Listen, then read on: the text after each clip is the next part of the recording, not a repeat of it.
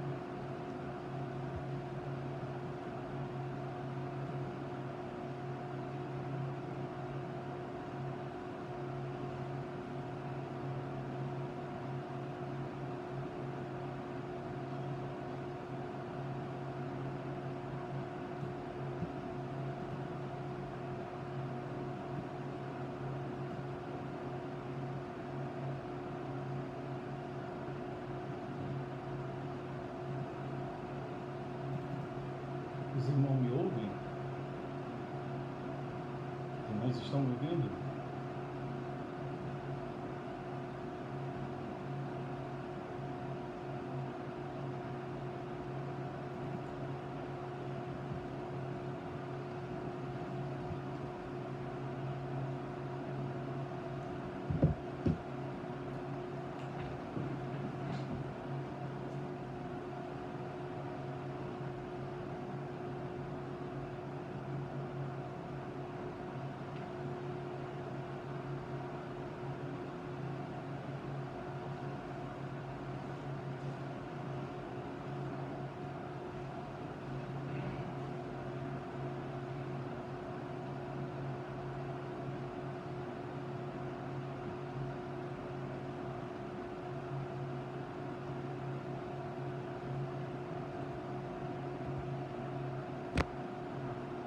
Os irmãos estão me ouvindo?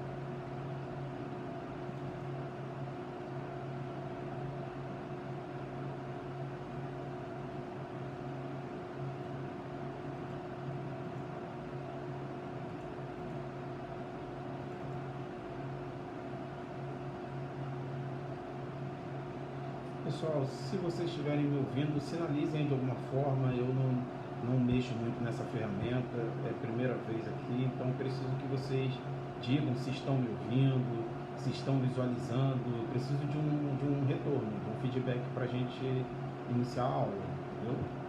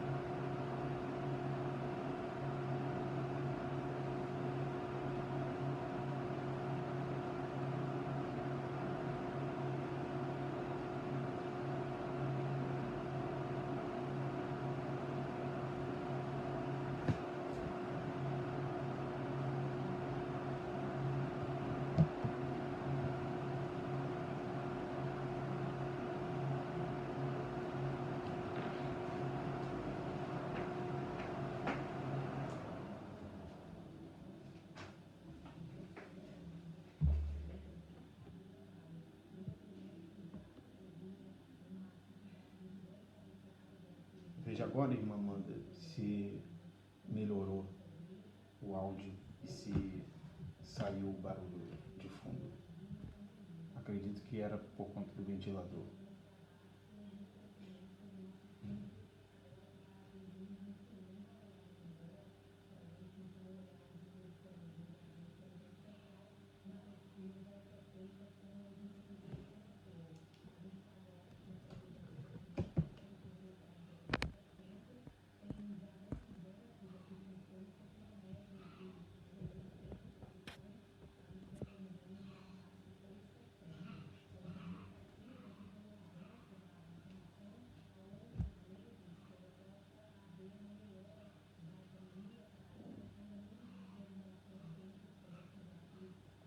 Acabou o barulho, mas eu morro de calor aqui.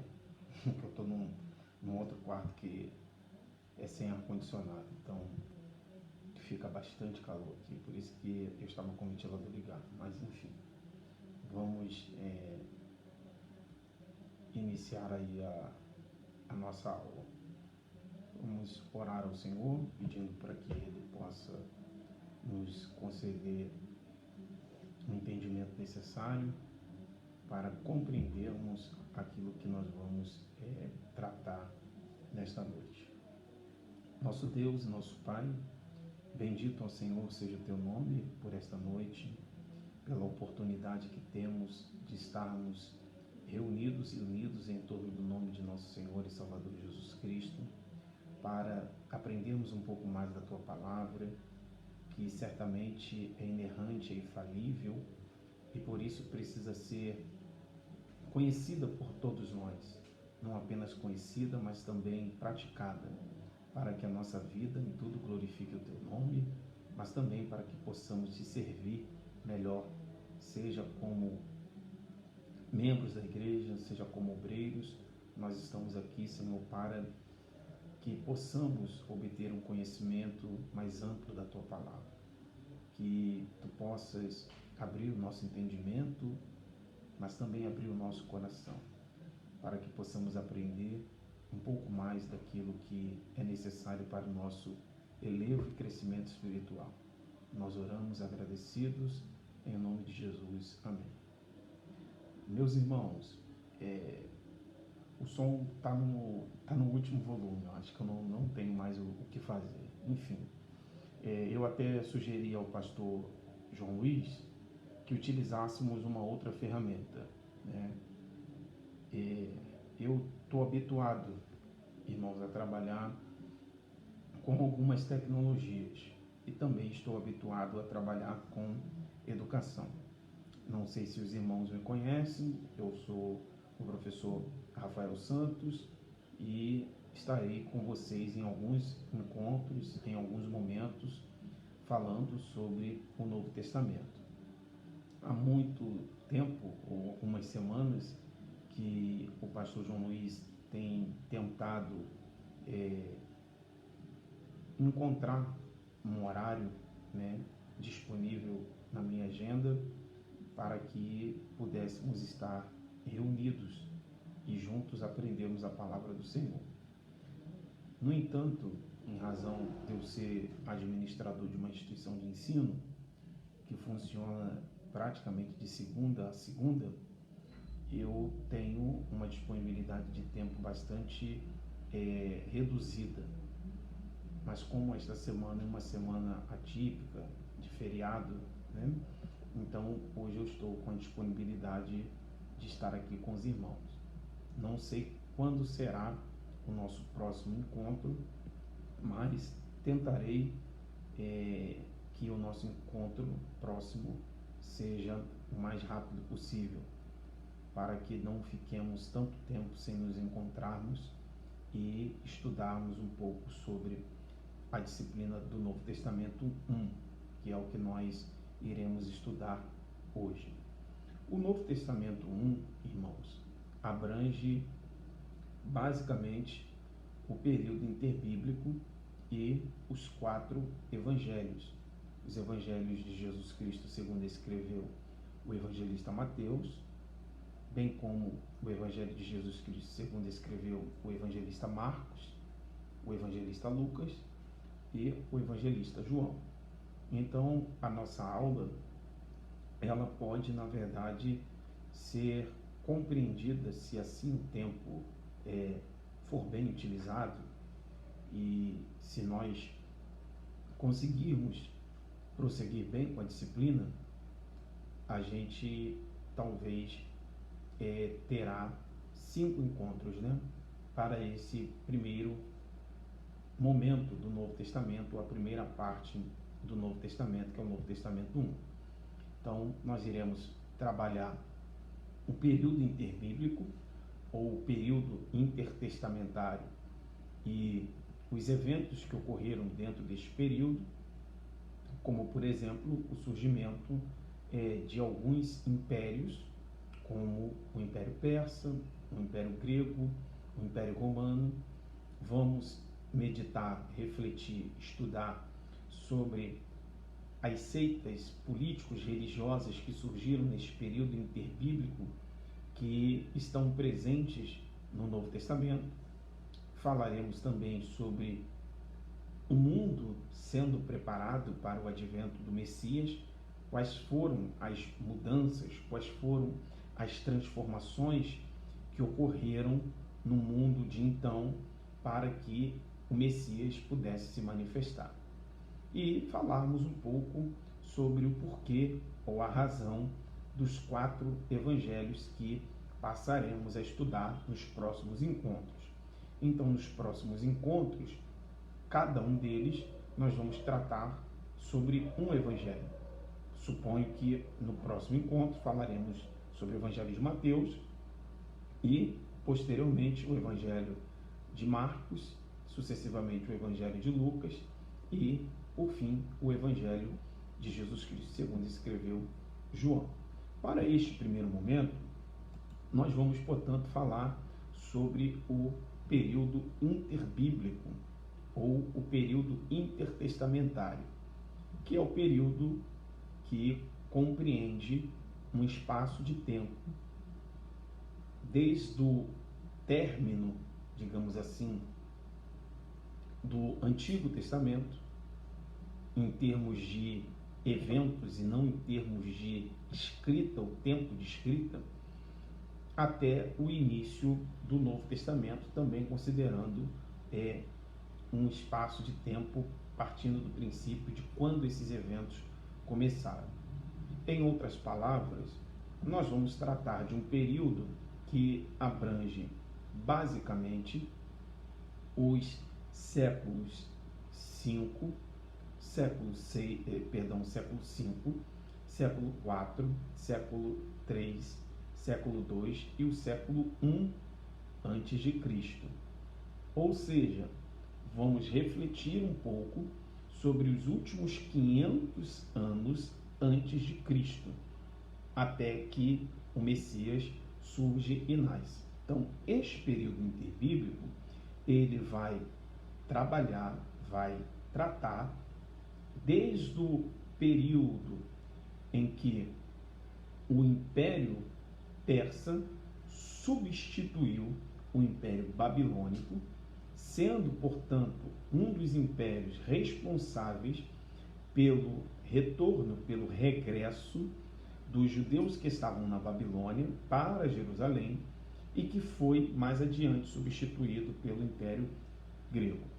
Mas antes de nós chegarmos até este ponto inicial do período interbíblico, requer, portanto, que façamos uma rememorização histórica, ainda que breve, do Antigo Testamento, dos períodos do Antigo Testamento, até que possamos chegar no período intertestamentário. Então, observem que nós temos o Antigo Testamento, ou Antigo Pacto, nós temos o Novo Testamento, ou o Novo Pacto, e entre o Novo e o Antigo, a gente tem esse período interbíblico ou intertestamentário. Então, se nós analisarmos brevemente o Antigo Testamento em linhas cronológicas, nós podemos considerar que o Antigo Testamento, ou os seus eventos, eles estão compreendidos dentro de um espaço de tempo bastante considerável, em que muitos eventos ocorreram nesse espaço de tempo, e à medida em que esses eventos foram sendo transcorridos, culminou, portanto, neste período interbíblico ou intertestamentário. Dentre tantos eventos que ocorreram ao longo do Antigo Testamento, para facilitar a nossa compreensão, a gente pode considerar alguns impérios que surgiram ao longo do Antigo Testamento e que estão diretamente envolvidos com as narrativas bíblicas, para que possamos, portanto, chegar no período intertestamentário.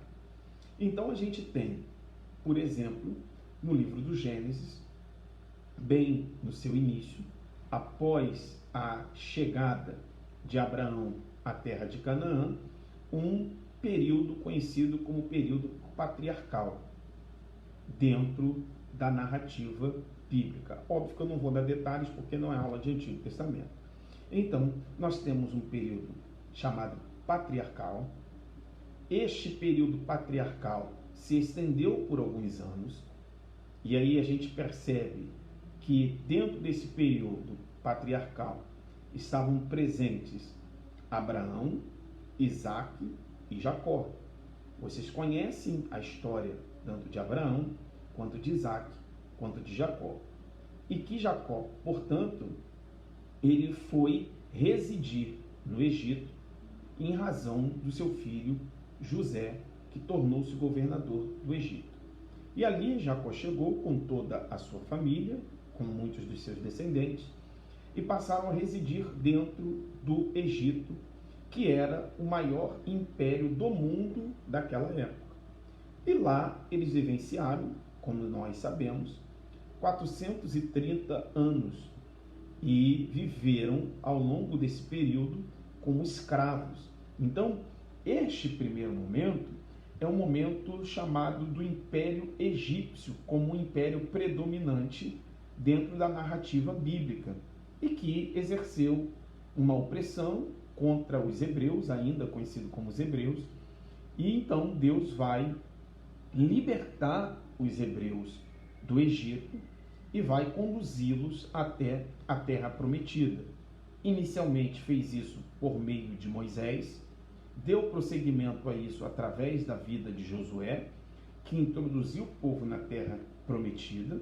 O povo então passou a viver dentro da terra de Canaã, óbvio, depois de expulsar algumas das nações que haviam dentro daquela terra, eles então passaram a viver dentro daquele espaço geográfico de forma tribal, haja vista que já existiam as 12 tribos de Israel.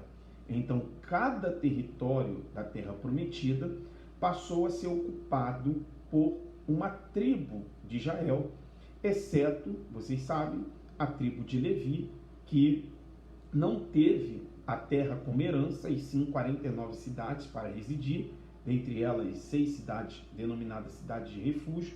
Então, desconsiderando a tribo de Levi, que foi substituída pela tribo de Manassés e Efraim, tendo em vista que José não foi contado, e sim os seus filhos, então a vida de José e a tribo de Levi foram substituídas por Manassés e Efraim.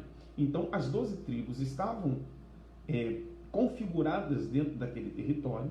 Então o povo ainda continua vivendo um certo tipo de período patriarcal estabelecido dentro do território prometido por Deus de maneira tribal, e então começa a surgir uma nova forma de governo chamado teocracia, que era um governo realizado pelo próprio Deus. Isso durou aproximadamente 350 anos, que estende-se, por exemplo, a narrativa desde o livro de Josué até o livro de Juízes, principalmente no livro de Juízes, em que Deus vai exercer esse governo chamado teocrático. Durante este período, ainda, de certo modo, vigorava o Império Egípcio, óbvio, em decadência, e o povo estava estabelecido dentro da Terra Prometida. No entanto, eles tinham que guerrear contra as nações circunvizinhas. Algumas delas, por exemplo, os fenícios, os sírios, os filisteus, os edomitas, os moabitas, os amonitas. Eram pelo menos 7, 8 nações principais, além das nações internas que eles tiveram de expulsar, como os gergazeus, os jebuseus, os fariseus, os perezeus. Depois vocês podem observar isso, Josué capítulo de número 3, versículo 10.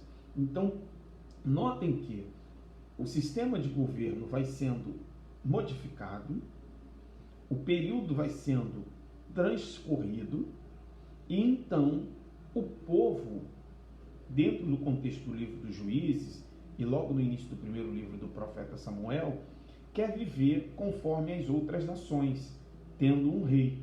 Então o sistema de governo teocrático é modificado pelo sistema de governo monárquico, instituído através da pessoa de Saul, teve sequência em Davi, posteriormente Salomão, e Davi, vocês sabem, unificou o reino. Então havia apenas um único reino em Israel. Só que a partir da morte do filho de Davi, que o substituiu na monarquia, a saber, Saul, o reino passou a ficar dividido. Reino do sul, composto pelas tribos de Benjamim e Judá, e o reino do norte, composto pelas outras 10 tribos. O reino do norte tinha como capital Samaria, e o reino do sul tinha como capital Judá ou Jerusalém. Os anos continuaram a se transcorrer e diz-nos a história bíblica que no século 8 a.C., no final do século 8 a.C., irmão Rafael, me explique quando seria o século 8 a.C. O século 8 a.C. era, na verdade, o ano 800 até o ano de 700, tá ok? Então, até o ano, 700 não, até o ano, vamos lá, século 8 a gente pega o ano 800 em decrescente. Então, 800, 799, 798 a.C. Tudo isso é século 8. Até o ano 701 é também século 8.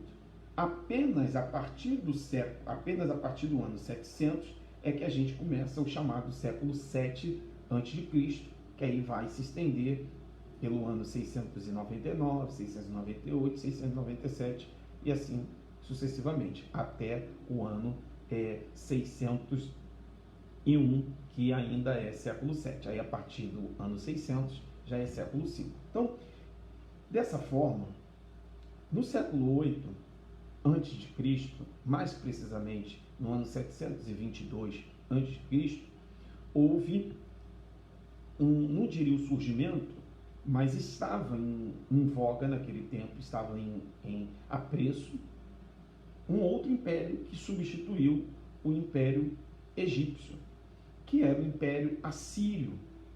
Assírio com 2 S's, porque havia uma nação chamada Síria com um S só. Então, o Império Assírio, ele invadiu o Reino do Norte e levou cativo muitos do Reino do Norte, introduzindo também naquele reino povos de diversas nações, a partir do qual surgiram os samaritanos. É importante vocês terem ciência, conhecimento desse fato histórico, até para compreender um pouco do Novo Testamento. Então, o Reino do Norte, de certo modo, passou a ser um reino misturado, misto. Repito, de onde originou-se os samaritanos. E toda aquela idolatria que foi introduzida no Reino do Norte, sobretudo por Acabe, por Jezabel, óbvio, por outros reis também, que culminou no cativeiro do Reino do Norte, de certo modo, foi transmitida para o Reino do Sul. Então, Deus suscitou profetas para alertar o povo acerca daquela situação de idolatria na qual eles se encontravam, e mesmo assim eles não se arrependeram. Então Deus decidiu levar o povo para o cativeiro babilônico a fim de corrigi-los.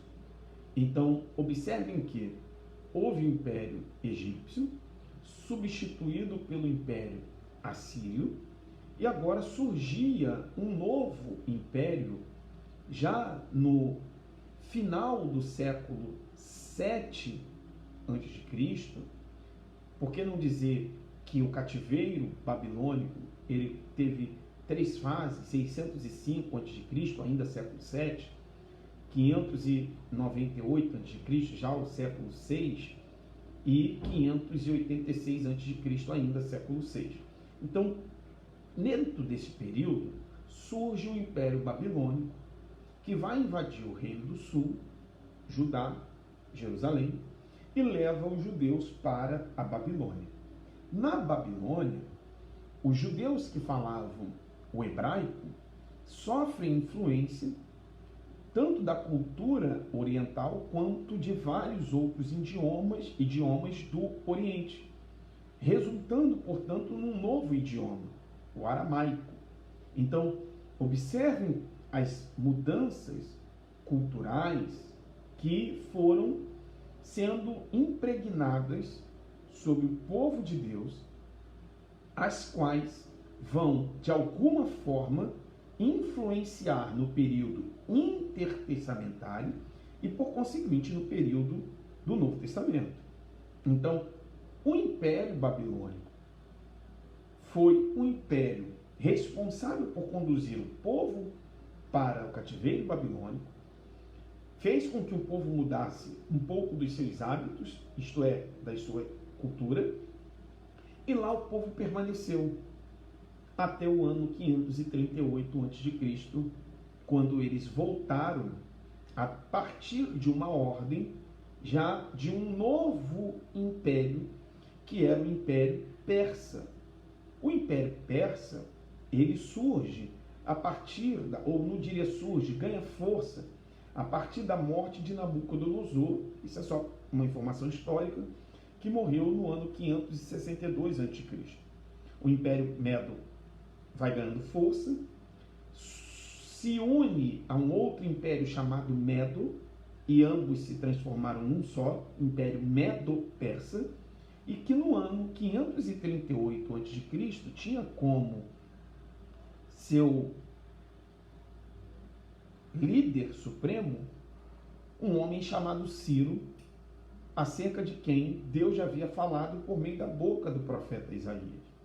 Ciro então promulga um edito no ano 538, autorizando os judeus voltarem da Babilônia para Jerusalém, com o intuito de reconstruir inicialmente o templo de Jerusalém, que foi reconstruído inicialmente por Zorobabel e Josué, e obviamente que, em razão desses líderes não terem permitido os samaritanos, aquele grupo de pessoas misturadas, participarem da reconstrução do templo, eles então, de alguma forma, prejudicaram o andamento da obra iniciada no ano 538 a.C.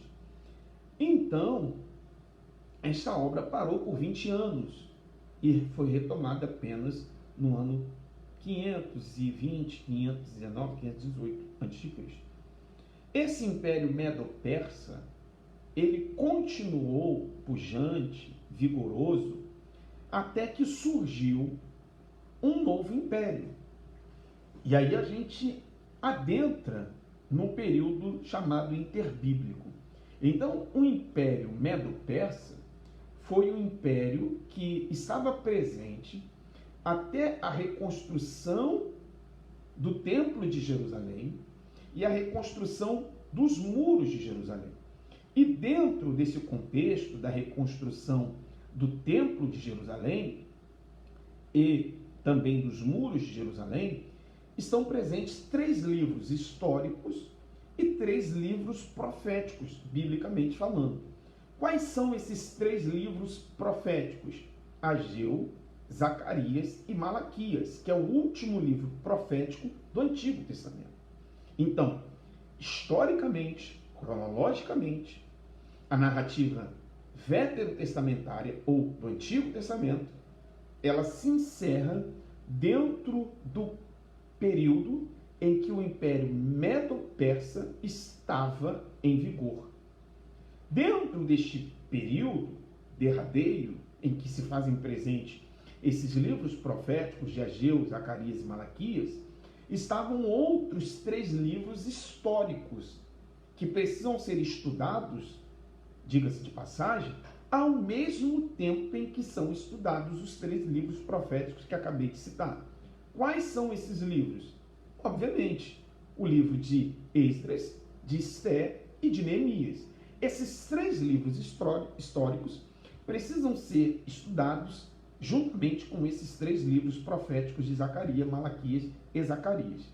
Ambos os livros, ou seja, esses 6 livros, estão com as suas narrativas presentes dentro desse período histórico do Império Medo-Persa, que foi um império que foi substituído pelo Império Grego, que dá o ponto de partida para o período intertestamentário.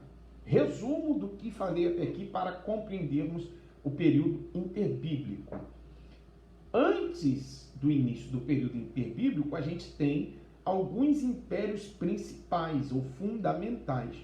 O Império Egípcio, o Império Assírio, o Império Babilônico e o Império Medo-Persa. Agora nós vamos analisar o Império Grego, as suas influências no período interbíblico que resultaram no mundo do Novo Testamento, muito mais no tocante às questões culturais, e também o Império Romano, que foi um império presente em todo o mundo do Novo Testamento, que teve a responsabilidade de exercer o poder político durante aquele período. E, obviamente, que dentro desse contexto, a gente também percebe muitas mudanças dentro da cultura judaica. Então, notem que eu disse aqui pelo menos 3 coisas fundamentais para compreender o Novo Testamento e que se fazem presentes no período interbíblico. Quais são essas 3 coisas que citei aqui? Primeiro, quando eu citei Império Grego, eu estou falando de cultura grega, ou cultura helenística, ou helênica, que influenciou todo o mundo do Novo Testamento. Quando eu falo de Império Romano, eu estou falando de poder político que determinou o mundo do Novo Testamento. E quando a gente estuda o povo judeu, a religião judaica e o modo como este povo sobreviveu, o modo como a religião judaica sobreviveu, nós estamos, portanto, estudando um pouco sobre a religião. Então, são 3 aspectos fundamentais que a gente precisa compreender dentro do período intertestamentário para compreendermos mais adiante os 4 evangelhos e, posteriormente, os demais livros do Novo Testamento. Quais são esses pontos principais? Cultura, política e religião. E aí nós vamos estudar a cultura grega, a política romana e a religião judaica.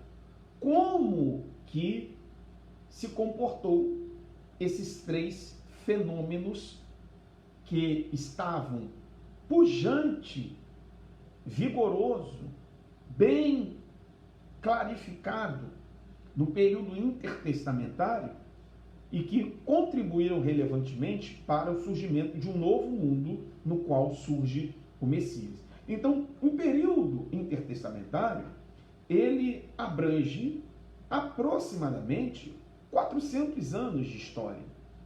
Se considerarmos que Neemias reconstruiu os muros de Jerusalém no ano 445 a.C., aproximadamente, a gente pode considerar que do ano 400 em diante, houve uma derrocada do Império Medo-Persa e, mais precisamente, a partir do ano 333 a.C., com o surgimento, não que ele tenha nascido no ano 333, sim no ano 356, a quem estou me referindo é Alexandre o Grande, mas ele em 10 anos, a partir do ano 333 até o ano 323 a.C., em 10 anos Alexandre o Grande, imperador do Império Grego, que ocupou o lugar de seu pai, Filipe II da Macedônia, ele helenizou o mundo, ele conquistou o mundo e difundiu, ou seja, propagou, espalhou pelo mundo daquela época toda a cultura grega, em vários aspectos que nós vamos, portanto, analisar a partir deste momento. Eu gostaria aí de um retorno dos irmãos, se os irmãos compreenderam essas minhas palavras iniciais, até que chegássemos aqui nesse período histórico para começarmos a falar propriamente sobre o período interbíblico. Se os irmãos estão me ouvindo, compreendendo, se tiverem alguma dúvida, por favor, os irmãos podem escrever aí no chat que eu procurarei responder ou dirimir as dúvidas dos irmãos. Muito bem, a irmã Amanda disse que está entendendo, compreendido.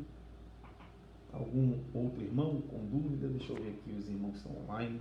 Irmão Walter, irmã Cida, irmã Anitta, irmã Armando, irmã Kelly, irmão Gerson, irmã Amanda disse que está compreendendo, irmã Gisele, irmã Juliana. Os irmãos, se tiverem alguma dúvida, se os irmãos estiverem compreendendo, maravilha. Revisão ok, né, irmão?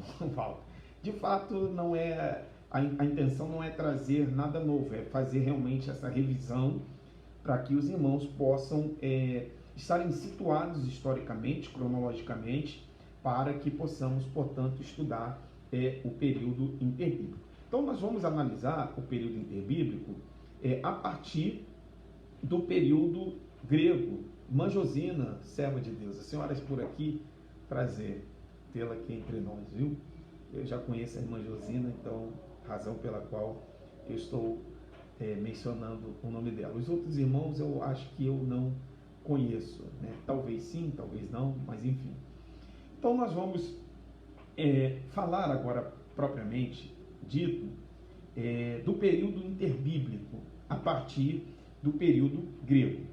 E falar do período grego é, antes de tudo, falar sobre um personagem fundamental para este período grego, que é Alexandre o Grande.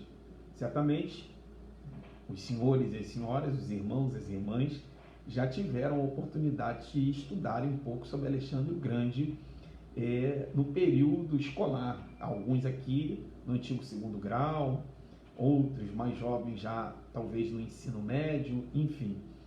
Certamente vocês estudaram um pouco sobre isso nas aulas de história e também um pouco nas aulas de filosofia, caso vocês tenham tido essa disciplina na época que vocês cursaram.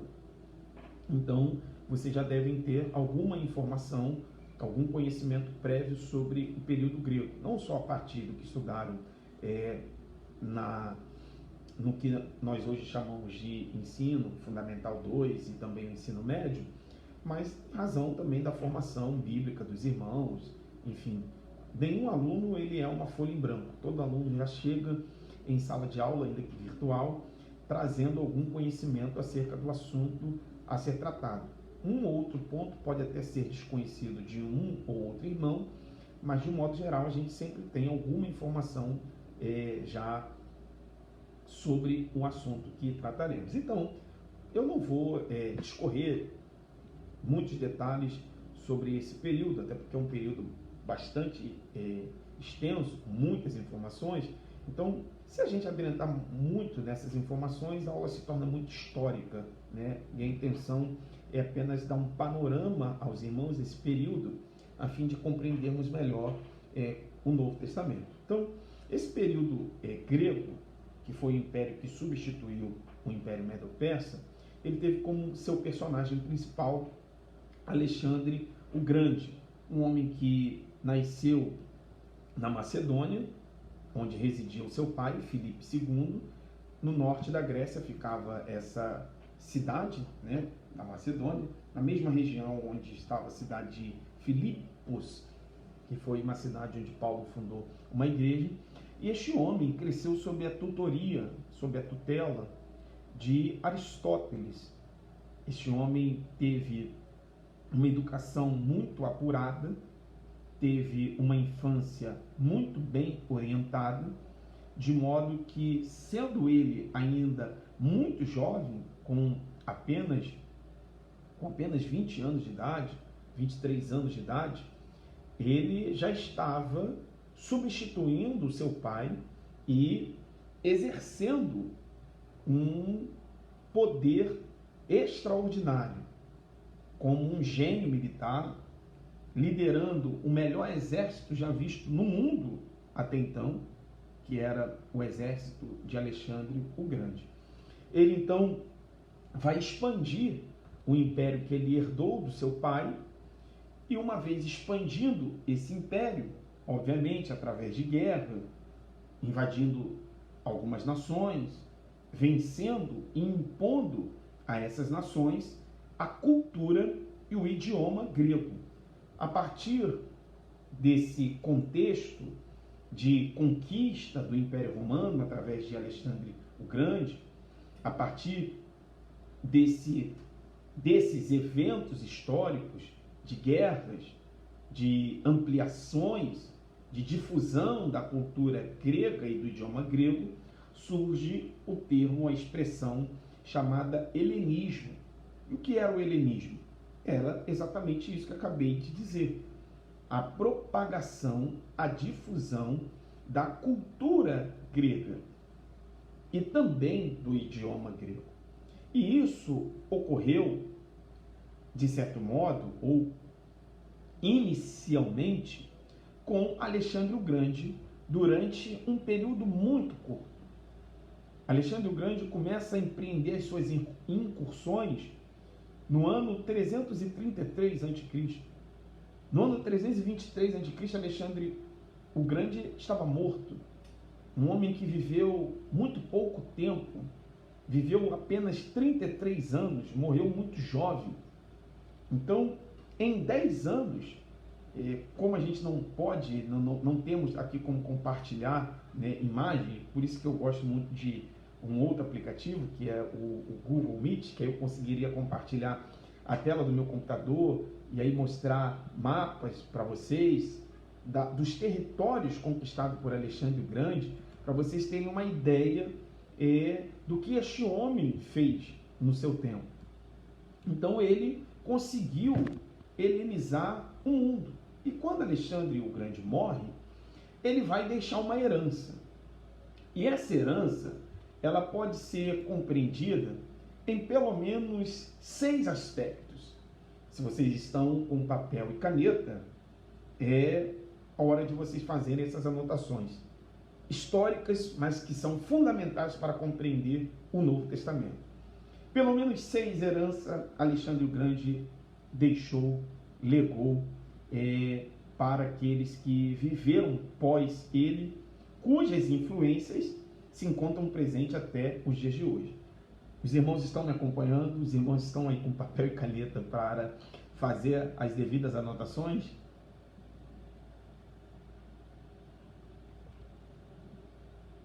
Deem aí um ok, um retorno. Depois eu posso até ceder em PDF os slides aí dessa aula de hoje aí do período interbíblico.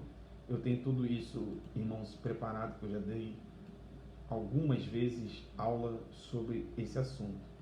Então eu posso até depois lá no grupo, no WhatsApp, ceder aqui, é uma síntese, né? não tem como trabalhar isso em slide com riqueza de detalhes, uma síntese, para que os irmãos possam se guiar. Mas é importante os irmãos fazerem as suas anotações. Maravilha, tudo anotado. É isso aí, Gisele. É isso aí, Amanda. Já estava até com papel e caneta. É isso aí, pessoal. Vamos realmente estudar. Eu costumo dizer, até como pedagogo também, eu não disse aqui a minha área de atuação, mas eu sou pedagogo, sou teólogo, sou da área do direito também, enfim, sou da área da saúde. Deus me deu oportunidade de estudar e graças a Deus que eu tenho estudado, então, estudado e trabalhado, né? Então, eu fiz pedagogia, fiz teologia, fiz também tecnólogo em radiologia, com especialização em radiologia industrial, e estou aí na graduação de Direito pela Universidade Federal do Rio de Janeiro, UFRJ. Mas trabalho diariamente com educação como diretor, administrador e proprietário de uma instituição de ensino lá no MEC. Então, eu costumo dizer aos meus alunos e também professores, porque a gente trabalha com formação de professor também, inclusive a gente tem, eu e o pastor João Luiz em parceria, um curso de formação de professores. Eu costumo dizer o seguinte aos professores, para que eles consigam compreender isso na prática com os seus alunos. O aluno, ele só consegue guardar aproximadamente 30% daquilo que ele somente ouve. Então, se os irmãos só me ouvirem, depois de alguns dias, não muito depois deste dia, os irmãos conseguirão reter apenas 30% daquilo que nós aqui trabalhamos.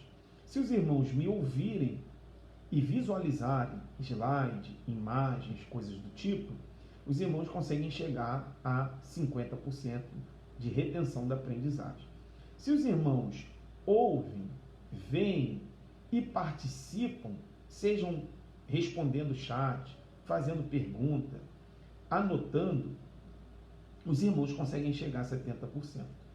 Se os irmãos ouvem, visualizam, participam e praticam, ou seja, respondem quando for perguntado, em casa fazem suas revisões, certamente os irmãos vão chegar até 90% de retenção do nível da aprendizagem. Agora, se os irmãos só ouvirem o professor falar e só vendo essa figura aqui que nos fala, daqui a alguns dias os irmãos podem não se recordar mais daquilo que nós estamos aqui aprendendo juntos, tá bom?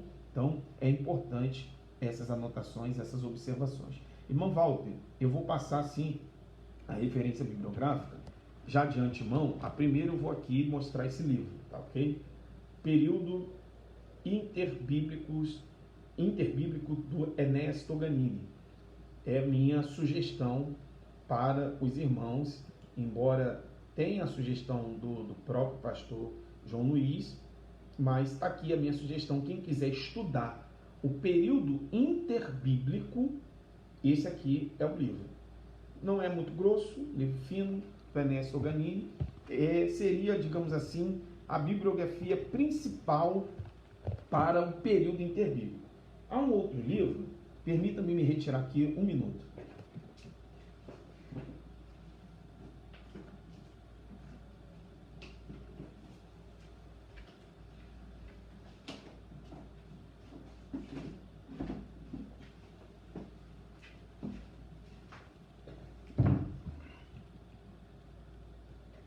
Período interbíblico, Gisele, o autor é o Enéas Toganini, já falecido, um pastor batista, que não só escreveu o período interbíblico, mas escreveu algumas obras do Novo Testamento, escreveu um livro fundamental, importantíssimo na área da geografia bíblica.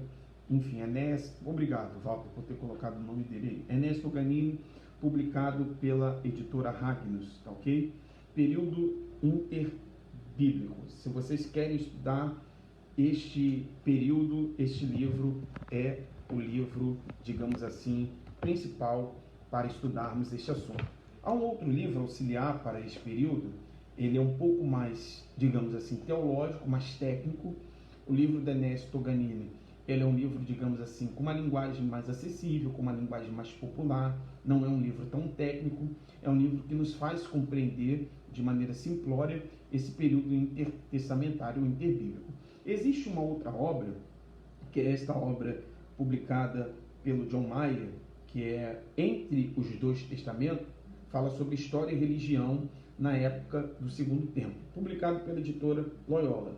Este livro, ele já é um livro um pouco mais técnico, no entanto, também fundamental para compreender de maneira mais profunda o período intertestamentário. Então, ele vai nos ajudar a compreender o período interbíblico de maneira substancial, muito substancial. É um livro com 320 páginas de conteúdo, né? Tem mais páginas do que 320, mas 320 páginas de conteúdo. Esse aqui é uma referência bibliográfica auxiliar para o período intertestamentário. A principal é a obra do Toscanini e a auxiliar é essa obra do Mayer. Existe uma obra que é considerada a referência bibliográfica principal para o Novo Testamento. E aí eu não diria apenas para o Novo Testamento 1, que vocês terão aula comigo, que são os 4 evangelhos, e provavelmente terão aula comigo também do Novo Testamento 2 e Novo Testamento 3. Então, o livro indicado para todo o Novo Testamento, 1, 2 e 3, é esse livro aqui, Panorama do Novo Testamento, do Guldrin. Então, este livro é um livro publicado pela editora Vida Nova, Panorama do Novo Testamento. É um livro até um pouquinho mais grosso. Eu não me recordo agora o valor deste livro, mas em promoção você consegue esse livro aí por menos de R$100. Vale a pena o investimento, você vai estudar todo o Novo Testamento. Essa aqui é a referência bibliográfica para o Novo Testamento. O nome do livro é Panorama do Novo Testamento. O nome do autor do segundo livro, irmã Anita, é Johann Mayer, ok? Nome do autor do segundo livro. Entre os Dois Testamentos. Depois é só a senhora jogar no Google, Entre os Dois Testamentos, que aparece a imagem, e aí a senhora poderá procurar depois em lugares onde o preço está mais acessível. Então, 3 indicações. A referência principal para o período intertestamentário, interbíblico, é o livro O Período Intertestamentário, de Ernesto Toscanini, período interbíblico, perdão, de Ernesto Toscanini. A referência auxiliar é este livro, Entre os Dois Testamentos, e a referência bibliográfica para todo o Novo Testamento 1, 2 e 3, que vocês estudarão conosco, é esse livro aqui, publicado pela editora Vida Nova. Tá ok? Então, continuando, sobre o período interbíblico, a herança de Alexandre o Grande. Qual foi a herança que Alexandre o Grande deixou e cuja herança impactou no mundo do Novo Testamento? Eu disse que pelo menos são 6 heranças. Primeira, a língua grega, ou o idioma grego. O grego koiné tornou-se o vernáculo oficial do governo, da administração e do comércio. Ou seja, no mundo do período intertestamentário, o governo utilizava o grego, a administração pública utilizava o grego, o comércio ou o comerciante utilizava o grego. Então, essa herança de Alexandre o Grande, ela vai impactar no Novo Testamento, porque no Novo Testamento a gente tem o aramaico, língua herdada do cativeiro babilônico, que de certo modo substituiu o hebraico. A gente tem o latim, falado pelo Império Romano, mas a gente tem a língua oficial, que era o grego. Então, o grego era o idioma oficial do Novo Testamento, porque ele era a língua do governo, da administração e do comércio. Então, percebam a importância da herança que Alexandre o Grande deixou e o impacto dela para o Novo Testamento. O meu trabalho de pós-graduação em Novo Testamento teve como título a importância do helenismo para a propagação do Evangelho. Inclusive, estou com esse documento aberto, né? A influência, até errei aqui no título, um material que possui 30 páginas, material de pós-graduação Lato Sensu, ou seja, especialização em Novo Testamento, e ele tem como título A Influência do Helenismo na Propagação do Evangelho. Veja a importância que o idioma grego teve para que o Evangelho pudesse ser propagado e chegasse em todos os rincões, em todas as partes do mundo. Por exemplo, nas viagens missionárias empreendidas pelo apóstolo Paulo. Primeira viagem missionária, segunda viagem missionária, terceira viagem missionária. Imaginemos nós se não houvesse uma língua em que todos pudessem compreender naquele tempo. Obviamente que teríamos muitas dificuldades em termos o Evangelho de nosso Senhor e Salvador Jesus Cristo propagado da forma como foi propagado. Então, eu entendo que o próprio Deus estava preparando o mundo para que o mundo pudesse, portanto, receber o Evangelho de nosso Senhor e Salvador Jesus Cristo. Era, nesse sentido, necessário o idioma que pudesse ser prevalecente em todo o mundo daquele tempo. Como hoje, o inglês é a língua, digamos assim, oficial do mundo. E naquele tempo, nós tínhamos o grego, que era a língua oficial do mundo de então. Uma herança de Alexandre o Grande. Além do idioma grego, ou a língua grega, Alexandre o Grande deixou como herança a filosofia grega. Que a gente tem, a partir da filosofia grega, muitos ensinamentos que se utilizaram dos pressupostos filosóficos gregos para lançar luz em princípios doutrinários que nós ensinamos e pregamos até os dias de hoje. Então, é importante nós entendermos que, durante o período grego, surge a filosofia. Até então, dentro do campo filosófico, ainda estava em vigor, não necessariamente dentro do campo filosófico, pré-era filosófica, digamos assim, estava presente aquilo que era denominado como mito, ou a mitologia. O mundo era compreendido para aqueles que não serviam a Deus, que tudo era mito. Então, quando o Império Grego ele vai se desenvolvendo, vai desabrochando, a filosofia caminha junto com o florescimento do Império Grego. E aí a gente tem, por exemplo, os filósofos pré-socráticos, Anaximandro, Anaximandro, Pitágoras,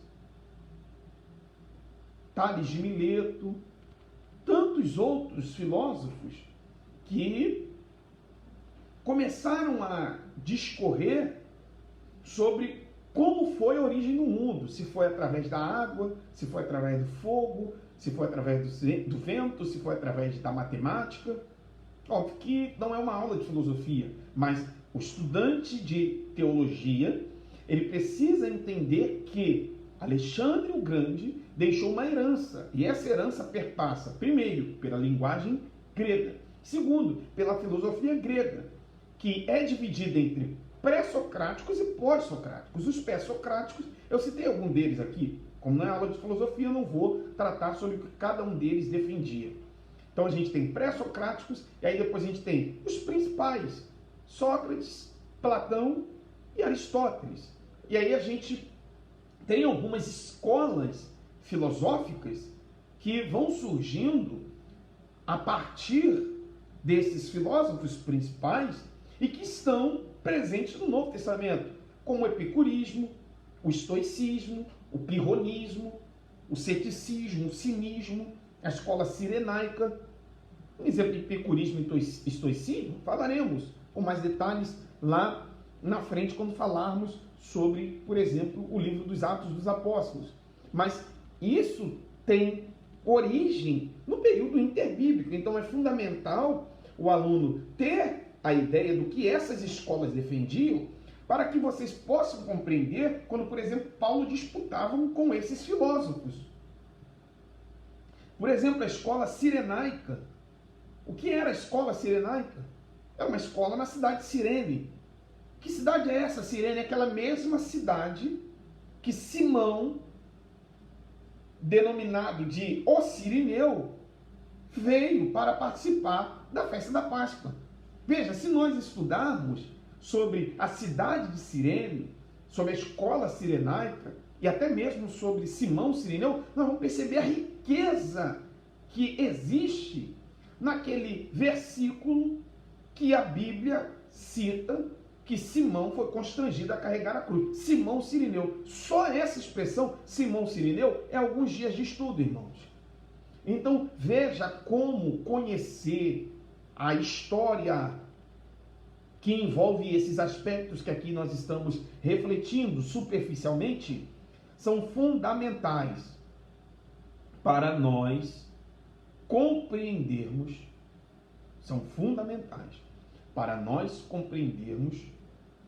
o Novo Testamento.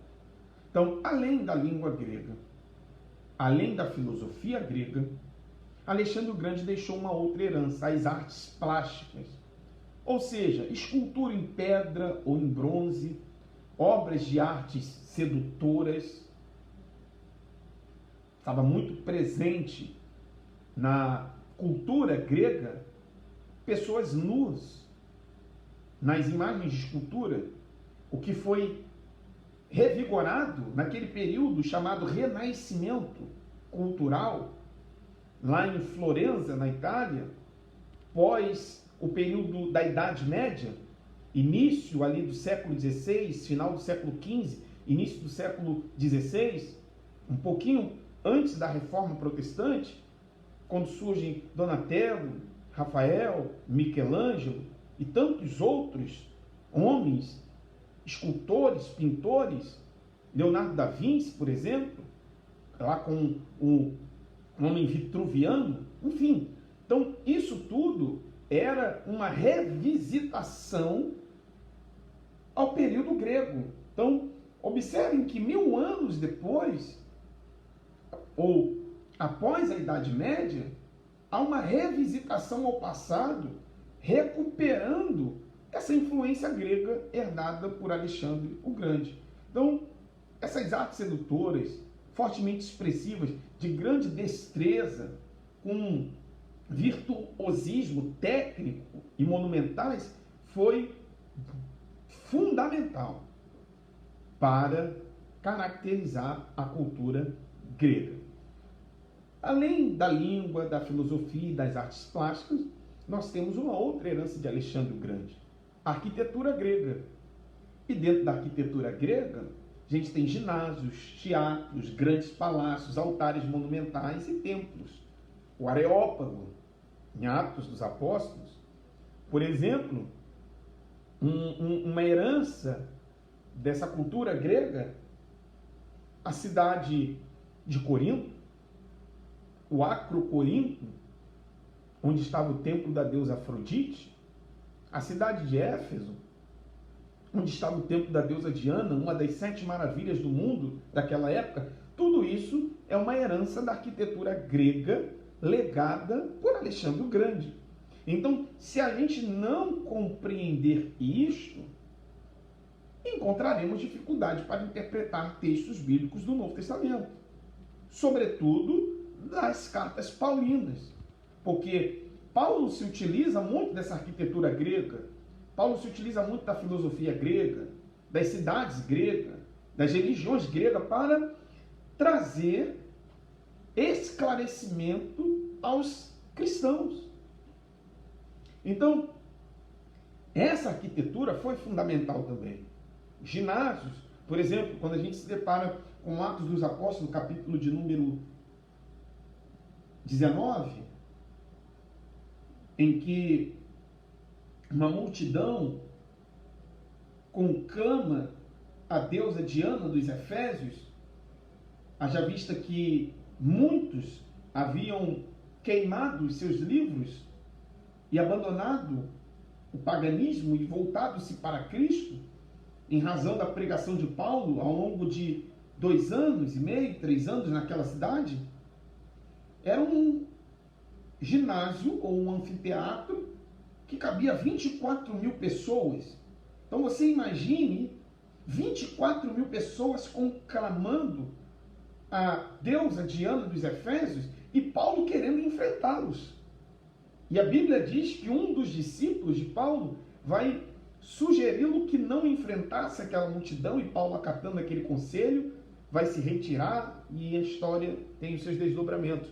Então, compreender isso é uma riqueza para uma interpretação mais próxima do que, de fato, o autor do texto quer nos informar. Então, a gente tem a língua grega, a filosofia grega, as artes plásticas, a arquitetura grega. Nós temos também as cidades gregas, que eram construídas em acrópolis. Eu disse aqui, Corinto, Acrocorinto. Acrópolis é uma região íngreme, alta, lugares altos e estratégicos por questões militares, muradas, com diversos monumentos. Por exemplo, esse templo mesmo da deusa Diana, ele tinha 127 colunas gigantescas. Então, era fundamental as cidades gregas, a forma arquitetônica como elas eram construídas, e as religiões gregas, as variedades de deuses que povoaram os templos, pois cada cidade tinha um deus e, por conseguinte, tinha um templo. E qual era a importância disso? Obviamente que isso era importante. Volto a citar o texto de Atos Apóstolos. Inclusive, vou abrir aqui a minha Bíblia. Estou com ela aqui. Espero também que você esteja com a sua Bíblia. Atos dos Apóstolos. Aquele texto bastante conhecido. Atos dos Apóstolos, capítulo de número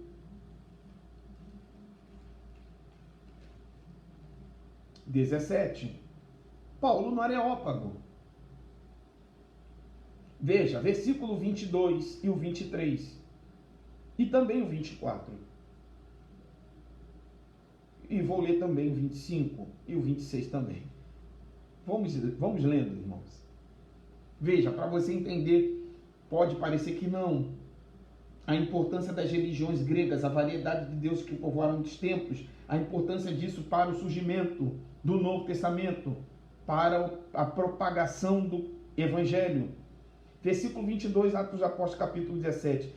E estando Paulo no meio do Areópago, disse: varões atenienses, em tudo vos vejo um tanto supersticiosos, porque passando eu e vendo os vossos santuários, achei também um altar em que estava escrito: ao Deus desconhecido. Vejam que na tradução que nós estamos utilizando, ao Deus desconhecido está em caixa alto, está escrito com maiúscula. Esse, pois, que vós honrais, não o conhecendo, é o que eu vos anuncio. Veja, se não houvesse essa variedade de deuses, como Paulo iria propagar, entre aspas, na perspectiva dos gregos, mais um Deus, que é o único e verdadeiro Deus, que é o Deus que nós servimos?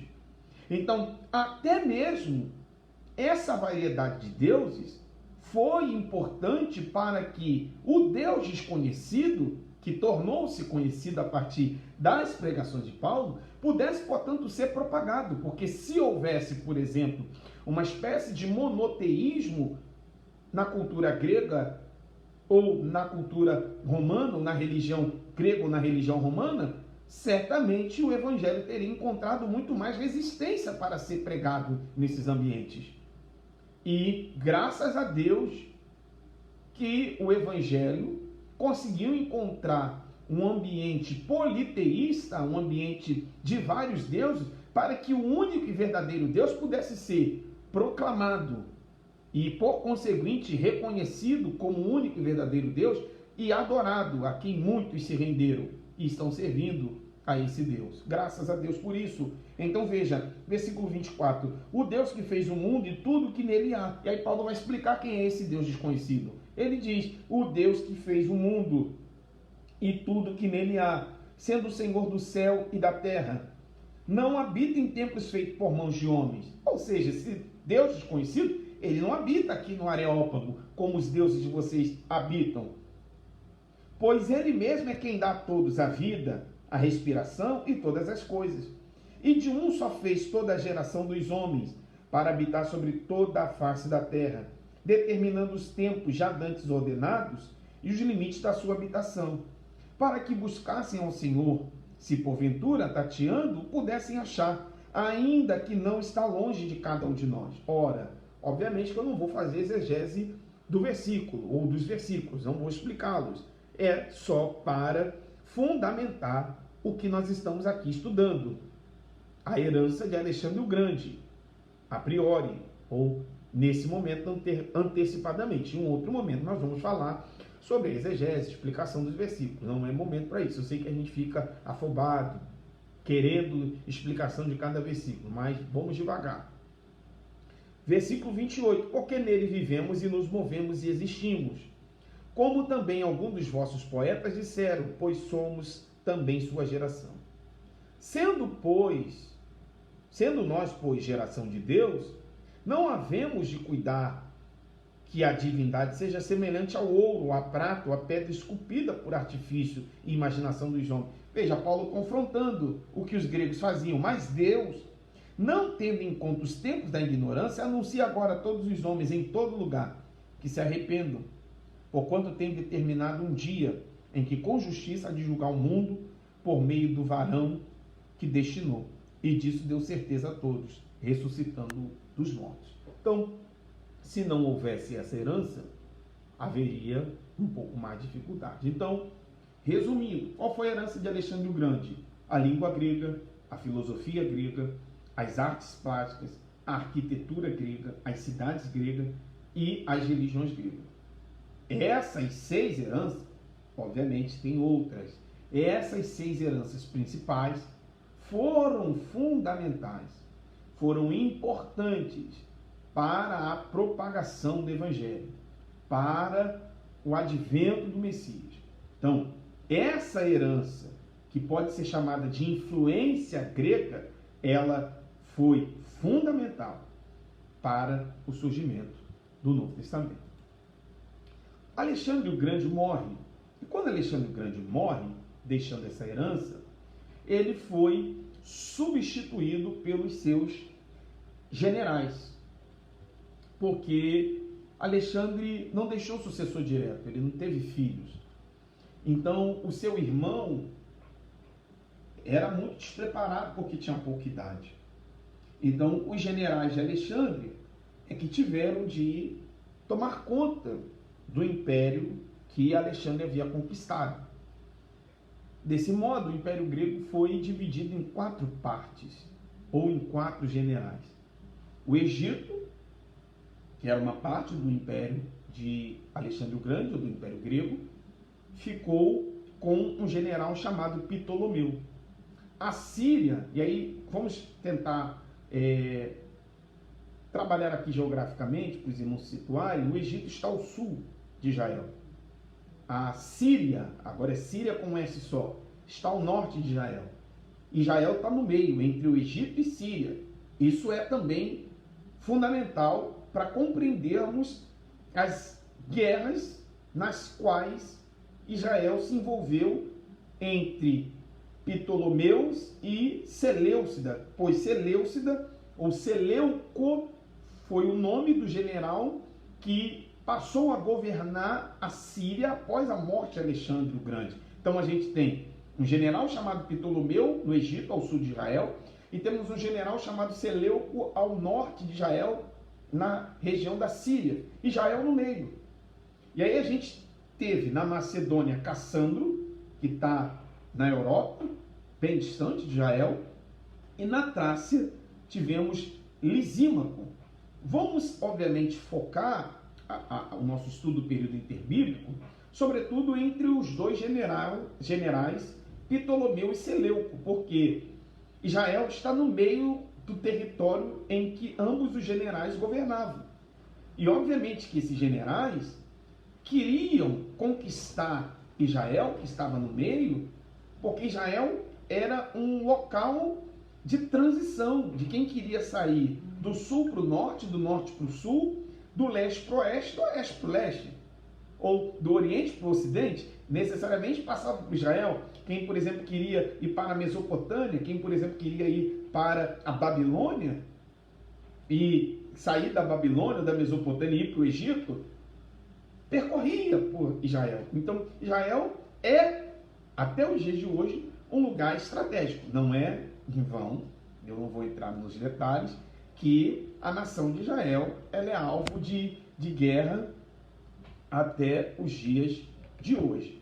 Então, vejam que durante esse período interbíblico, a história dos judeus esteve associada ao Egito e à Síria, ou seja, aos Ptolomeus, que foram os generais descendentes de Ptolomeu, que foi o general principal que começou a governar o Egito após a morte de Alexandre o Grande, e os Seleucidas, que substituíram Seleuco, o general que substituiu Alexandre o Grande no reino ou no território da Síria.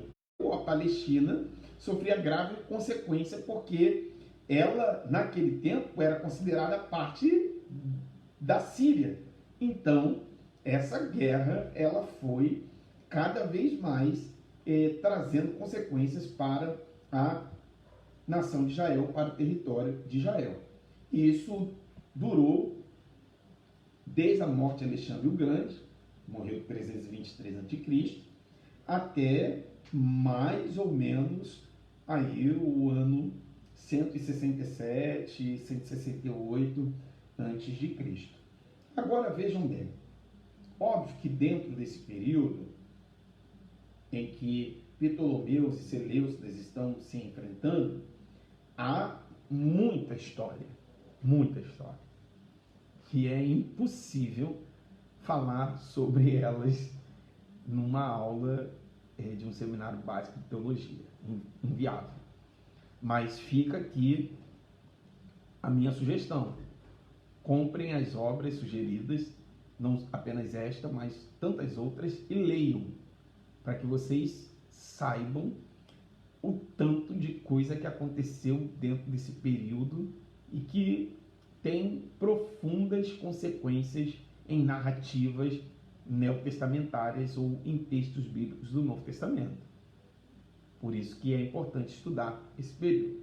Então, esse período intertestamentário, iniciado por Alexandre o Grande, substituído pelos generais Ptolomeu, Seleuco, Cassandro e Lisímaco, eles vão perdendo força com o passar do tempo, haja vista que tanto os Ptolomeus quanto os Seleucidas começaram a introduzir dentro da Palestina, no território de Israel, alguns costumes e hábitos que confrontavam, desculpe a redundância, frontalmente os judeus em termos de religião. Então foi neste período que surge os Macabeus. E eles tiveram uma história de 104 anos, desde o ano 167 a.C. até o ano 63 a.C. 104 anos de história marcado por lutas, por perseguições, sacrifícios e, finalmente, por um longo período de independência e paz. Porque os Macabeus, eles foram fundamentais para resistir tudo aquilo que era contrário à religião judaica. Óbvio que tinha outros interesses por detrás disso, nós não vamos tratar sobre isso agora. Mas eles surgem no cenário do período intertestamentário motivado pela dominação dos Seleucidas, ou seja, dos governantes da Síria, mais precisamente sob o governo de Antíoco IV, o Epífanes, ou o Louco, era como ele era conhecido, louco, literalmente louco, tão louco, que ele vai sacrificar, lá junto com João Hircano, enfim, vai sacrificar um porco dentro do templo de Jerusalém. E isso foi motivo para grandes confusões, que não falarei sobre isso nesse momento. Então, desde então, vão ocorrer as chamadas guerras macabeias, as quais geraram inúmeros conflitos na Palestina.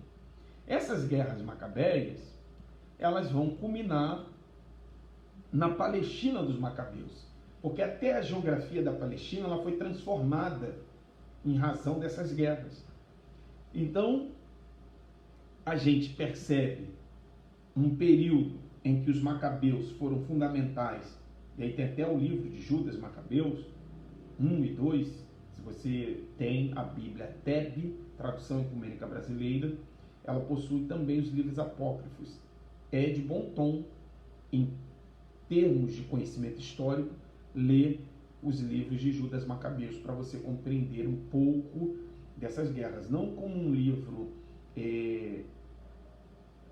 inspirado, não como um livro que seja reconhecido pelo cânon sagrado, mas um livro histórico, como qualquer outro livro que não seja a Bíblia, que a gente lê a título de informação sem necessariamente considerá-lo como inerrante.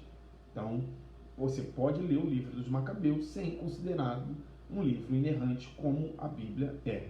Mas é de bom tom lermos esse livro para compreendermos um pouco esse período dos Macabeus. Então, este período dos Macabeus, que durou 104 anos, foi substituído pelo Império Romano, que já vinha de uma longa história de ascensão, de dominação, mas após a Grécia ser subjugada, os romanos, portanto, sujeitaram o Egito, a Síria e todo o Oriente e passaram a exercer interferência, influência, intervenção, tanto na Ásia quanto na Palestina, a partir, sobretudo, do ano 63 a.C., que foi o período em que terminou o período chamado dos Macabeus. Então, notem que dentro do período interbíblico, a gente tem o Império Grego, a partir de Alexandre o Grande, a sua morte com a sua herança, a sua sucessão pelos seus generais, que afrontaram os judeus e a Palestina, introduzindo costumes que não eram aceitos pelos judeus, que resistiram através da família dos Macabeus, e essa família e todos os demais, em termos de governança, foram substituídos pelo Império Romano. Eu vou apenas citar um pouquinho aqui do Império Romano para a gente terminar, faltam 2 minutos para nós terminarmos. E no nosso próximo encontro a gente continua com o Império Romano e com as seitas políticas religiosas, para que então possamos chegar aí no Novo Testamento. Então o Império Romano é um império, como eu disse, que já vinha de uma longa história de ascensão e dominação. E eles agora passam a exercer interferência no intuito de conquistar os territórios. Só que o Império Romano tinha uma forma muito diferente de governar, porque ele dava certa liberdade aos povos vencidos. O que o Império Romano, na verdade, queria era ser respeitado e conquistar cada vez mais territórios. Queria pacificar todos os territórios conquistados para continuar conquistando. Por isso que eles introduziram a chamada Pax Romana, que era a construção de inúmeras estradas para que eles pudessem cada vez mais chegar em determinados locais, conquistar esses locais e permitir que essas estradas pudessem fazer com que as suas pessoas de confiança pudessem estar nesses locais governando para o Império Romano, através, por exemplo, de governador, de procônsul, que estavam governando essas cidades e colhiam os impostos nessas cidades através dos publicanos, como por exemplo Mateus era um publicano, e esses impostos eles eram levados para Roma a fim de sustentar o Império Romano. Então, dentro desse período do Império Romano, surgido mais precisamente no ano 63 a.C., como um império fundamental, nós vamos perceber que dentro da Palestina, ou dentro do território de Israel, embora o Império Romano estivesse governando, ele na verdade vai dividir aquele território em 4 distritos. A princípio, todos aqueles distritos estavam sob a égide de Herodes o Grande, no período do nascimento de Jesus, e com a morte de Herodes o Grande, aquelas regiões foram divididas entre os seus 4 filhos, ou em 4 partes, ou em 4 distritos. Seus filhos Arquelau, Antipas, Filipe e a sua filha Salomé, os 4 filhos de Herodes o Grande. Então, basicamente, a gente nota que o Império Romano ele vai exercer uma influência política, introduzindo a Pax Romana, a coleta de impostos, a administração, o Império Grego, a sua influência cultural na língua, nas artes plásticas, na arquitetura, nas cidades, na filosofia, deixa essa herança. E a gente observa que Israel, o povo judeu, o foco principal estava na religião judaica, que deu início, ou de onde originou-se, o cristianismo. E aí eu sintetizo essa aula com aquela famigerada inscrição na cruz de Jesus. INRI, Jesus de Nazaré, o Rei dos Judeus. E que estava escrito em grego, em latim e em hebraico, apontando, portanto, para as 3 coisas fundamentais que aprendemos aqui nesta noite. O Império Romano estava em grego para apontar para a cultura romana. Em latim, para apontar para o poder político romano. E em hebraico, que ainda estava presente naqueles dias, embora era um hebraico diferente do Antigo Testamento, por conta da influência do aramaico, para apontar para a religião. Então, é de fundamental importância compreender esses 3 aspectos: o aspecto cultural, o aspecto político e o aspecto religioso. Dentro do aspecto cultural, é necessário se compreender o idioma, a filosofia, as artes, é necessário compreender, por exemplo, as próprias religiões que estão presentes dentro dessa cultura, as cidades, as artes. Compreendendo isso, fica melhor para entender o Novo Testamento. Dentro do campo político, compreender um pouco do Império Romano, como que as cidades eram governadas pelo Império Romano. Tinha um governador, tinha um procônsul. Como que o Império Romano se sustentava? Através dos impostos. Eram várias categorias de impostos. Quem eram esses cobradores de impostos? Os publicanos. O que o Império Romano exigia dos seus súditos? Obediência às orientações do Império, no sentido de pagar os impostos, dar a César o que é de César, honrar o imperador, inclusive, isso mais adiante, exigindo culto ao imperador, que trouxe suas consequências, inclusive, para o cristianismo.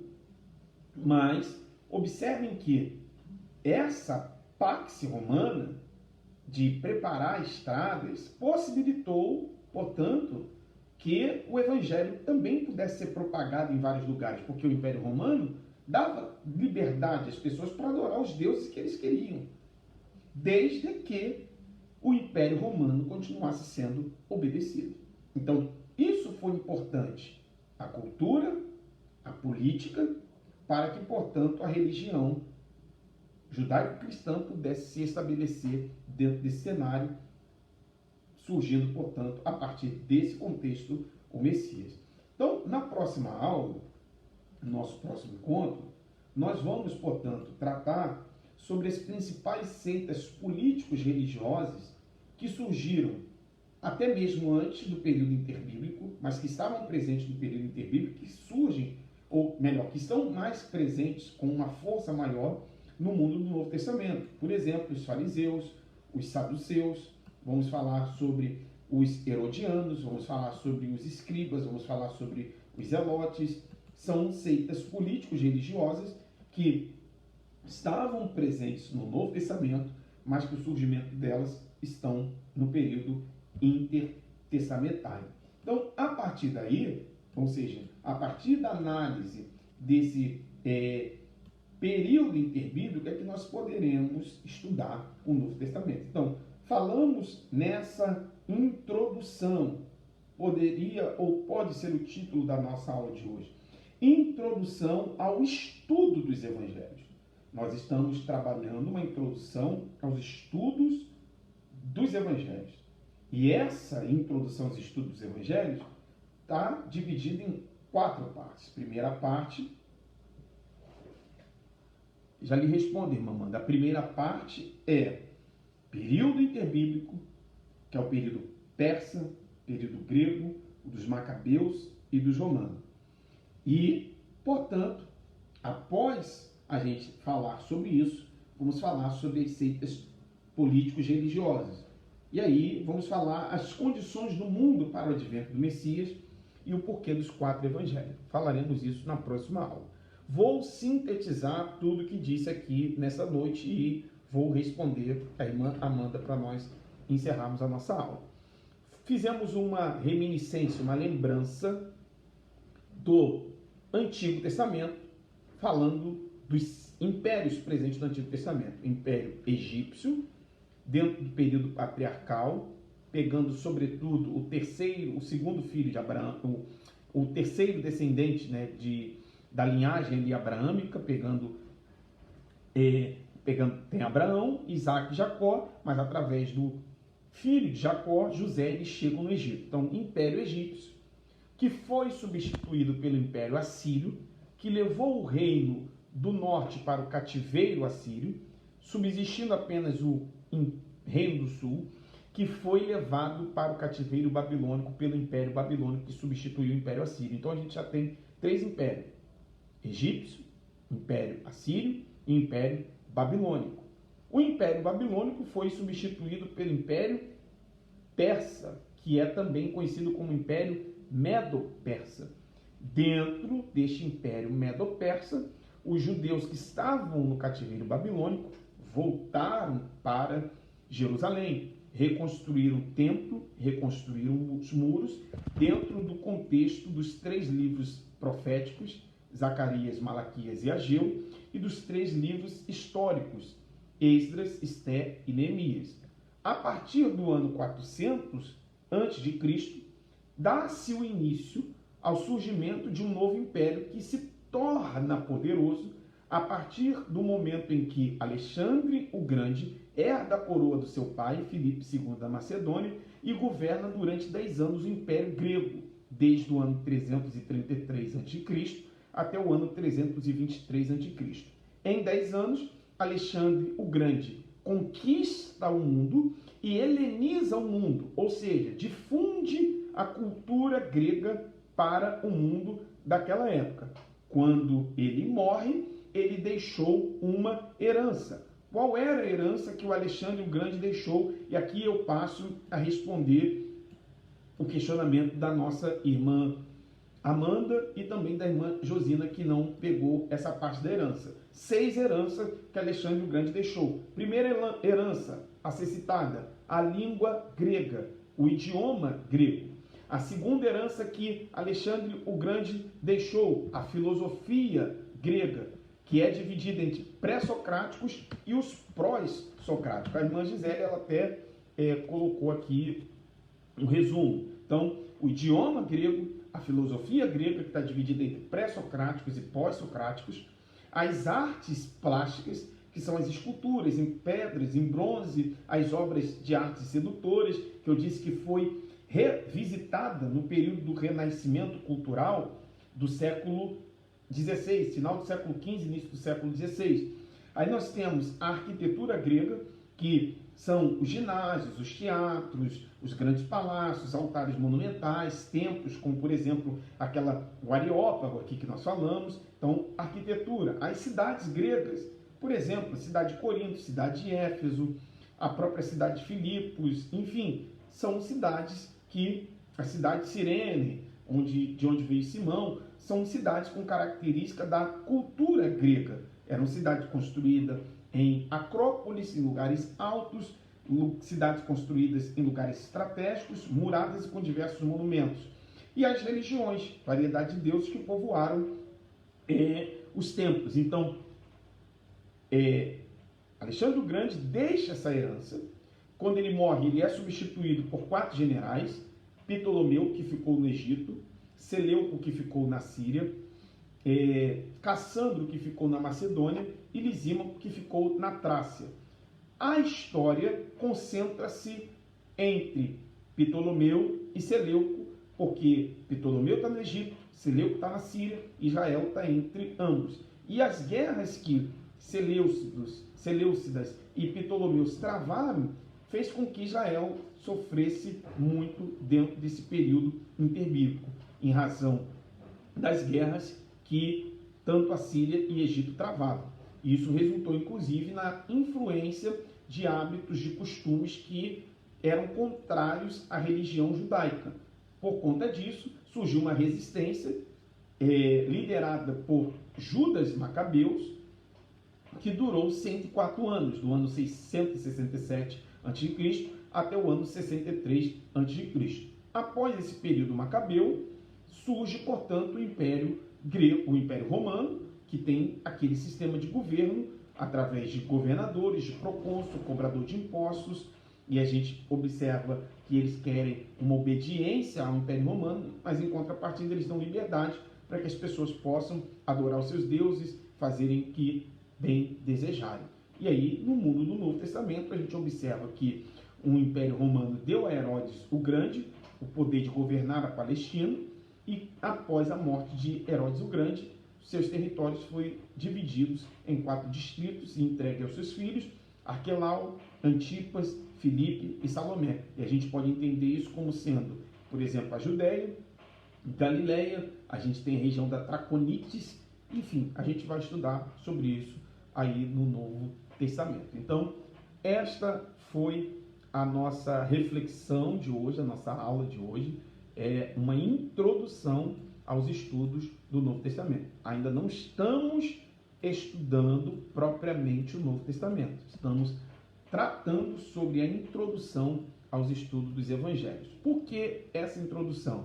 Para quando chegarmos no momento de estudarmos os Evangelhos e, por exemplo, nos depararmos com fariseus, com saduceus, com os escribas, com os herodianos, com os zelotes, nos depararmos com determinadas cidades, nos depararmos com determinadas narrativas, nós buscarmos revisitar o contexto cultural, geográfico, político, econômico, para, portanto, compreendermos melhor os textos do Novo Testamento. Amém, meus irmãos? Alguma dúvida, alguma pergunta, alguma indagação? Eu estou à disposição dos irmãos. Os irmãos compreenderam?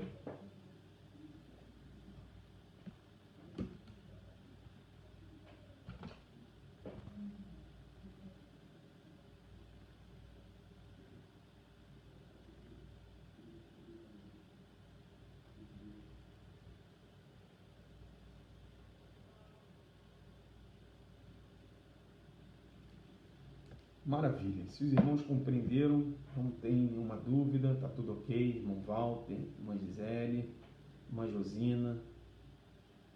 Maravilha, irmã Amanda. Até o próximo encontro, irmãos.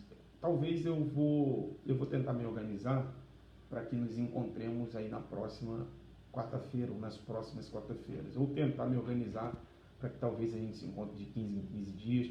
É porque normalmente à noite, né, eu estou lá na instituição de ensino no Meia. E aí fica difícil, né, eu dar aula de lá, porque sempre tem algum problema ou alguém vai me chamar para resolver alguma demanda. Então acaba que eu posso ser interrompido, né? É difícil eu conseguir ficar de 7h30 até 9 horas da noite dentro da instituição sem ninguém me chamar para resolver alguma situação, alguma questão. Então, eu sempre prefiro fazer isso de casa, ou então, se eu fizer de lá, eu tenho que me desligar de tudo, o que é um pouco mais difícil. Mas eu vou tentar, na próxima quarta-feira, me colocar à disposição novamente dos irmãos para nós concluirmos essa introdução e tentarmos já iniciar o Evangelho de Jesus Cristo segundo escreveu Mateus. Foi um prazer estar com os irmãos, conhecer os irmãos e construirmos juntos, né, esta aula de introdução aos estudos dos Evangelhos. Eu vou orar para concluir, pedindo a Deus a sua bênção sobre nós, que o que nós aprendemos aqui nesta noite possa servir de compreensão para nós, de maneira que o Novo Testamento esteja mais aclarado nas nossas vidas. Agradeço aí o carinho de cada aluno, de cada irmão, de cada irmã. Certamente estaremos juntos muito em breve. Oremos ao Senhor. Nosso Deus e nosso Pai, bendito Senhor seja o teu nome por esta noite, por esta tão rica oportunidade que tivemos para aprender um pouco mais dos assuntos inerentes ao estudo da tua palavra. Como é precioso para nós, Senhor, compreendermos este contexto histórico para que possamos estudar os evangelhos que narram a biografia de nosso Senhor e Salvador Jesus Cristo. Que tudo aquilo que aqui recebemos possa ter encontrado guarita, não apenas em nossas mentes, mas também em nossos corações. De tal maneira, Senhor, que os nossos corações tornem-se mais férteis para receber a semente da Tua Palavra que ainda será transmitida a nós ao transcurso desses estudos, desse seminário. Quero Te louvar pela vida de cada aluno, pela disponibilidade de cada um dos Teus servos e servas, que mesmo diante desse contexto tão difícil que nós nos encontramos, de pandemia, ainda estão dispostos a aprenderem a Tua Palavra, porque entendem quanto necessitam crescer, não apenas na graça, mas também no conhecimento. Peço-te, ó Senhor, a Tua bênção sobre cada um deles, que Tu possas iluminar o entendimento de cada um, que Tu possas guardar a vida, a família, a casa de cada um dos Teus filhos, fazendo com que nós superemos e triunfemos no contexto no qual nós estamos inseridos. Mas que o nosso triunfo não seja um triunfo materialista, terreno, mas que seja um triunfo em Cristo, em que em tudo o Teu nome seja glorificado, em que as pessoas possam conhecer mais quem Tu és, Senhor, através da nossa vida, de tal maneira que tudo que aqui estamos aprendendo possa resultar na propagação do Teu nome e na glorificação do Teu nome. Seja conosco, nos dê uma noite de sono tranquila, reparador, para a glória do Teu nome, em nome de Jesus. Amém. Meus irmãos, Deus abençoe a todos. Eu vou tentar, irmã Lisane, melhorar o som na próxima aula. Eu falo baixo, né? E talvez também o local aqui não seja o local ideal. Eu não sei se é porque eu falo baixo, não sei se é porque eu estou com fone. Inicialmente era porque o ventilador estava atrapalhando. Depois que eu desliguei o ventilador, parece que o som melhorou um pouco. Mas nos próximos encontros, se houver alguma dificuldade, os irmãos me comuniquem para que possamos buscar o aperfeiçoamento aí no áudio, para que os irmãos compreendam melhor. Tá bom, meus queridos? Deus abençoe, tá bom? Grande abraço aí para vocês. Tenham uma boa noite na paz de nosso Senhor e Salvador Jesus Cristo. Grande abraço, tá bom? Vou me esforçar aqui para deixar a live salva aqui para que os irmãos possam assistir depois, se assim desejarem, tá bom?